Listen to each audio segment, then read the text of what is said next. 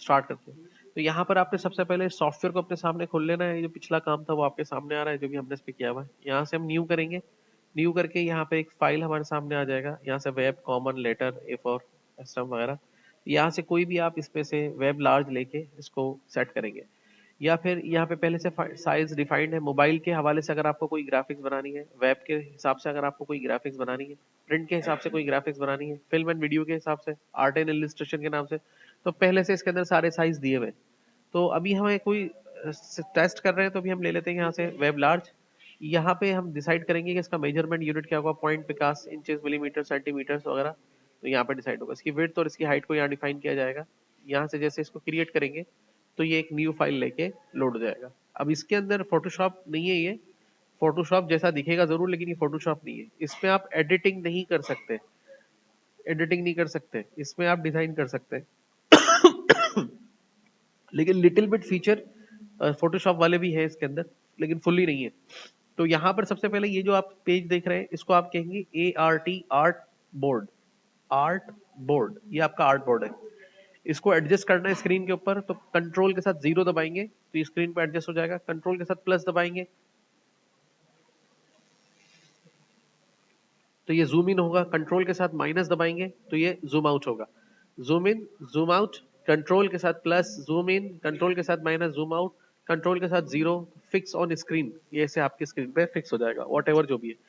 कितना zoom level है अब इसका, वो आप जानने के लिए यहाँ देख सकते हैं जूम बॉक्स के अंदर 96% पर कितना जूम कर सकते हैं आप इसको। यहाँ बराबर में बॉक्स पे क्लिक करें तो ये आपको बताएगा कि 64,000% आप इसको जूम कर सकते हैं, फ्रॉम 3% टू 54%। आप यहाँ से भी अगर किसी भी एज पर है और यहाँ से क्लिक करके भी इसको फिट ऑन स्क्रीन करना चाहे तो यहाँ से भी आप इजीली कर सकते हैं। उसके बाद ये आपका टूल बॉक्स है, यहाँ पे लेफ्ट साइड पे नजर आ रहा है, ठीक है। इस टूल बॉक्स को आप यहाँ से मूव कर लें इस तरह से। ये ऑप्शन बार है इसका, ये यहाँ पे कर लें। ये इसका पैनल्स हैं, यहाँ पे कर लें। विंडोज में जाइए, वर्क स्पेस पे क्लिक कीजिए, यहाँ से इसको कर दें रीसेट एसेंशियल्स। तो ये देखिए सारा का सारा दोबारा से रीसेट हो जाएगा। उसके बाद आप यहाँ पे क्लिक करेंगे, ये पैनल्स खुल सकते हैं। यहाँ से ये सिंगल कॉलम में, डबल कॉलम में एडजस्ट किया जा सकता है। कभी भी किसी तरह का भी कोई मसला हो जाए, कोई ऑप्शन गायब हो जाए, कोई नजर नहीं आ रहा आगे पीछे नहीं, तो आपने सिंपली जाना है विंडोज के मेन्यू में, वर्क स्पेस पे क्लिक करना है और उसको यहाँ से कर देना है रीसेट इसेंशियल्स। जैसे ही रीसेट एसेंशियल करेंगे तो ये दोबारा से रीसेट होके खुद ही अपने वर्क स्पेस को सेटअप कर लेगा, ठीक है। उसके बाद यहाँ पे क्लिक करने के बाद यहाँ से आप किसी भी पैनल को कब खोल सकते हैं, बंद कर सकते हैं। जैसे कलर्स का पैनल चाहिए तो यहाँ से क्लिक करके भी ओपन किया जा सकता है। ग्रेडियंट का पैनल चाहिए तो यहाँ से भी ओपन किया जा सकता है। लेयर्स का पैनल चाहिए तो लेयर्स का पैनल भी यहाँ से ओपन किया जा सकता है। और इवन दो सबको ओपन करना है तो यहाँ पे क्लिक करके सारे के सारे यहाँ पे इस तरीके से नजर आ रहे हैं, जिसको जैसे चाहे आप इस पे अप्लाई कर सकते हैं, ठीक है। तो ये आपको सारे के सारे यहाँ पे नजर आ रहे होते हैं। अब उसके बाद हमारे पास नेक्स्ट ऑप्शन आता है कि अगर इसमें जो मोस्ट इंपॉर्टेंट टूल है वो कौन से है। एक है सिलेक्शन टूल और दूसरा है डायरेक्ट सिलेक्शन टूल। सिलेक्शन और डायरेक्ट सिलेक्शन में क्या फर्क है, अभी इसको हम समझेंगे। फाइल में जाके जाके सेव कर ले अपनी फाइल को। तो एडोब इलस्ट्रेटर की जो फाइल है वो .ai के नाम से सेव होती है, .ai। और यहाँ से हम जाके डॉक्यूमेंट्स में जाके उस फाइल को सर्च कर सकते हैं AI के नाम से। और यहाँ पे जाके AI फाइल्स के अंदर क्लिक करके असाइनमेंट में डबल क्लिक करेंगे। और सॉरी, अभी हम आपके ग्रुप का नाम रख लेते हैं।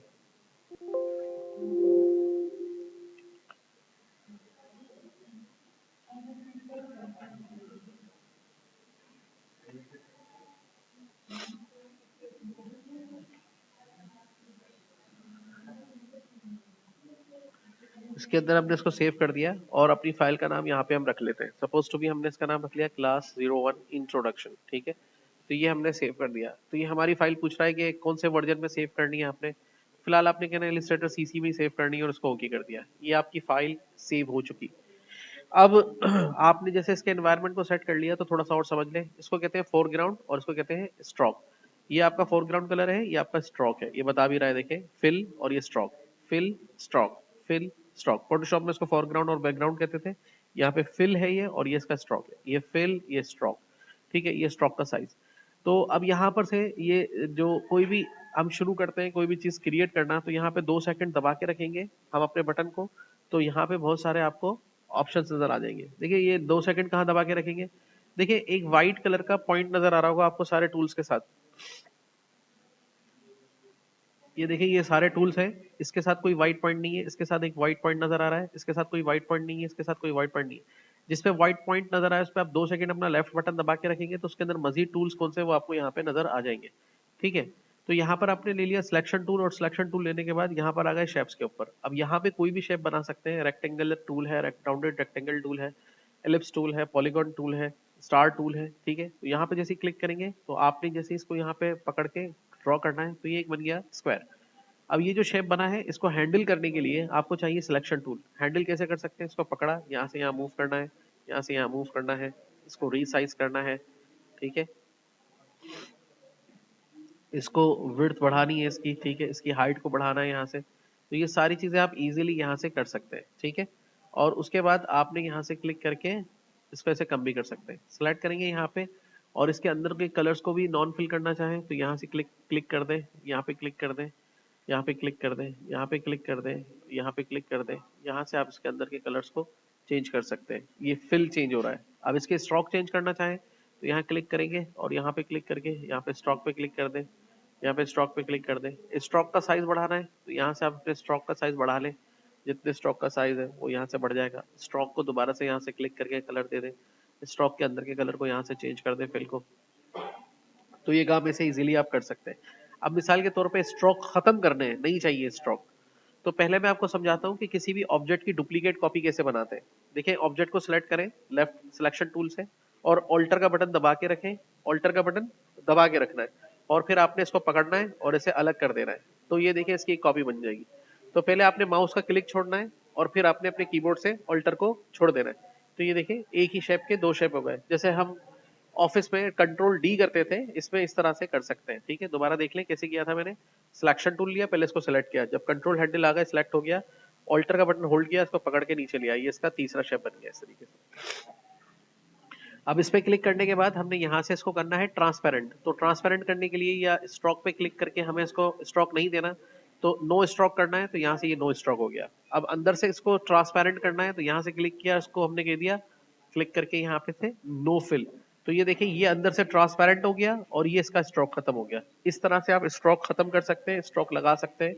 ये सारे काम आप इजीली कर सकते हैं। अब आप देख सकते हैं कि अगर मैं इसको उठा के इसके ऊपर लेकर आऊंगा तो इसके अंदर से ये सारा शेप आपको नजर आ रहा है। और इसी तरीके से मैं इसको इस तरह से भी सेट कर सकता हूँ कि आधा येलो कर दूं और आधा इस तरह से कर दूं, और ये वाला हिस्सा पकड़ के मैं इसके अंदर इस तरह से फिट्स कर दूं। तो ये देखिए इस तरह का शेप भी इजीली क्रिएट हो सकता है। बात समझ में आ रही है, नहीं आ रही है? फर्दर मोर अगर आपने यहाँ पे क्लिक किया और इसको क्लिक करके ये जो विडजेट्स देख रहे हैं इसके कोनों में जो आ रहे हैं, इसको पकड़ के आप ऐसे करेंगे तो ये चारों तरफ से अपने चारों हैंडल्स को राउंड करना शुरू कर देगा। ठीक है, ये एकदम इस तरह का राउंड हो जाएगा। थोड़ा कम करना चाहें इस तरह का शेप रखना चाहें, थोड़ा और कम करना चाहें इस तरह से करना चाहें, थोड़ा और कम करना चाहें, ऐसे कर सकते हैं कॉर्नर्स को राउंड करने के लिए। अब आते हैं हम जरा इस शेप के ऊपर जिसको मैंने अभी अंदर से खाली कर दिया था, इसके अंदर दोबारा एक कलर भर देता हूँ मैं यहाँ पे जाके, और यहाँ पे क्लिक करके अब मैं आपको एक और बात बताता हूँ। फॉर एग्जाम्पल इसके आप चारों राउंड को कर्व नहीं करना चाहते, चारों राउंड को कर्व कर्व कहते हैं इस चीज को, नहीं करना चाहते, एक को करना चाहते हैं, तो एक पे क्लिक करें, क्लिक करने के बाद दोबारा क्लिक करें, फिर उसको पकड़ लें और एक साइड से करें तो ये वन साइड इसका कर्व होगा। ठीक है, दोबारा देखिए किस साइड को कर्व करना है, एक दफा क्लिक करें, दोबारा क्लिक करें, और ये देखिए इस तरह से, ये इस तरह का शेप भी आप इजीली निकाल सकते हैं। किसी भी कॉर्नर को अलग से राउंड कर सकते हैं। इसमें भी एक कॉर्नर को सही करना है तो इस पे क्लिक करें, इसके एक कॉर्नर पे एक दफा क्लिक करें और उसको पकड़ के सीधा कर दें, तो ये देखिए एक साइड से सीधा हो गया और एक साइड से ये इस तरह से आपको नजर आ रहा है। अच्छा, उसके बाद आते हैं अगला रोटेट कैसे करेंगे। इस पे क्लिक करें और यहाँ पर आइए, ये देखिए यहाँ पे ये गोल वाला कोने पे लाएंगे, यहाँ पर भी ये गोल वाला नजर आएगा, ये सारा रोटेशन पॉइंट नजर आएगा आपको। तो जिस रोटेशन पॉइंट पे आप जाएंगे उसको पकड़ लें यहाँ से और फिर आप इसको ऐसे करके सीधा कर दें। अब जब सीधा करेंगे आपको तो थोड़ा मुश्किल होगी कि ये स्ट्रेट कैसे होगा या बिल्कुल एक्यूरेशन के अंदर कैसे आएगा, तो आपको ये जरा दिक्कत होगी, तो ये आपके लिए थोड़ा सा डिफिकल्ट हो सकता है। तो मैं इसको यहाँ से अंडू कर देता हूँ, शॉर्ट की कंट्रोल Z। अब बिल्कुल एक्यूरेट रोटेट करने के लिए यहाँ पे रखें, जैसे रोटेट करने लगे तो अब आप शिफ्ट का बटन होल्ड कर लें, तो शिफ्ट आपको हर डिग्री के ऊपर बिल्कुल एक रोटेशन एंगल सही निकाल कर देगा। अब आपका सही एंगल ये निकल गया है, तो उसके बाद पहले माउस का क्लिक छोड़ें फिर शिफ्ट का बटन छोड़ दें, तो ये देखें शेप आपका इस तरह से इस रोटेशन एंगल पर सेट हो गया। ठीक है, तो ये सारे काम आप इसमें कर सकते हैं। फाइल में जाके इसको सेव कर दें, सेव करने के बाद फाइल में जाके इसको क्लोज कर दें, ये आपकी फाइल क्लोज हो गई। इलिस्ट्रेटर की फाइल को खोलने के लिए सबसे पहले आपने क्या करना है, पहले इलिस्ट्रेटर को लोड करना है, फिर आपने फाइल में जाना है, यहाँ से इसको फाइल पे जाके क्लिक करना है, ओपन करना है, ओपन करके उस फोल्डर में जाना है जहां आपने अपनी फाइल को सेव किया था। इलिस्ट्रेटर की फाइल का जो आइकन है वो आपके सामने नजर आ रहा है इस तरह का एआई, और इसकी टाइप भी डॉट एआई है, एडोब इलिस्ट्रेटर, और ओपन करेंगे तो ये अपने पूरी ग्राफिक्स के साथ दोबारा से आपके सामने लोड हो जाएगा। अब जब ये लोड हो गया आपके सामने, तो यहाँ से आप अपने जो पिछली जो डिजाइन था या जो ड्राइंग्स आपने क्रिएट की हुई थी उनको इजीली आप आगे पीछे मूव कर सकते हैं। फर्दर मोर इसके अंदर और भी शेप्स हैं, उनको आप ट्राई कीजिएगा। जैसे राउंडेड रेक्टेंगल आपको बनाना है इस तरह का, या आपको इस तरह का राउंडेड रेक्टेंगल बनाना है, फिर इसके वेडजेस को पकड़ के यहाँ से ऐसे गोल कर सकते हैं, और फिर इस पे भी क्लिक करके इसके वेडजेस को पकड़ के भी हम यहाँ से इजीली गोल कर सकते हैं। ये इस तरह से आपको फैसिलिटी दे रहा होता है। कलर्स का यहाँ से भी आप जैसे स्विचेस से भी कलर भर सकते हैं इसके अंदर, ठीक है। यहाँ से भी क्लिक करके डायरेक्टली स्विचेस से भी कलर भर सकते हैं, और चाहे तो यहाँ पे भी डबल क्लिक करके फिल के अंदर जाके यहाँ से भी कोई भी कलर इसके अंदर आप इजीली फिल आउट कर सकते हैं। तो ये सारी चीजें जो है आपको एडोब इलिस्ट्रेटर में इजीली करने को मिल जाती है, जो कि फोटोशॉप में इतनी आराम से नहीं हो रही होती है, ठीक है ना। तो अभी इसको इतना ही आप पहले सेट कर लें कि किस तरह से ये आप हैंडल कर पा रहे हैं नहीं कर पा रहे हैं, फिर अगली क्लास में हम आगे देखेंगे कुछ इस पर डिजाइन वगैरह क्रिएट करना।